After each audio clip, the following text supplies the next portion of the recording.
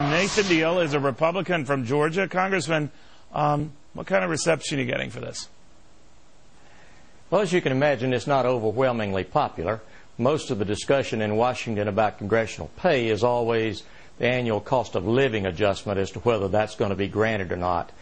Talking about cutting pay is certainly one of those unusual ideas. I introduced this for the fourth time back in December of 2009. I started in 2004 with the original bill.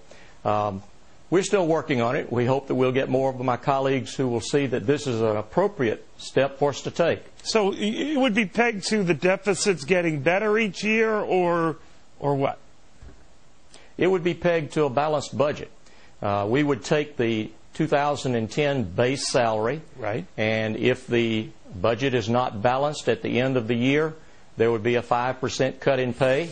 If it persists into the second year, there would be a 10% off of the original base pay. I believe that you know, and all of us know, that the pain of deficit spending is certainly something that the American public feels, but more importantly, our children and grandchildren are going to feel it. It's not felt many times as we discuss it on the floor of Congress. This way it becomes personal. All right, and this way it also reminds folks that they don't want to do what you want to do. So now you have to look at the realities you face. And we have this big election, Scott Brown in the Senate coming to Washington today. And hope springs eternal, I know, for Republicans. But is anything really going to change on this spending, on this making the deficits worse, on this debt clock we're showing here, Congressman, continuing to show a lot more red numbers?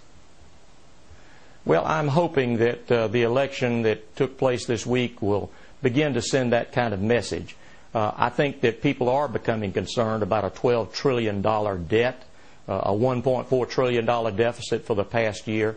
Those are the kind of things that are not just numbers any longer. They begin to hit home in a downturn economy.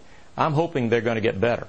All right. Congressman, very good having you. A very novel idea. Well, one of these days it might register. Thank you very much.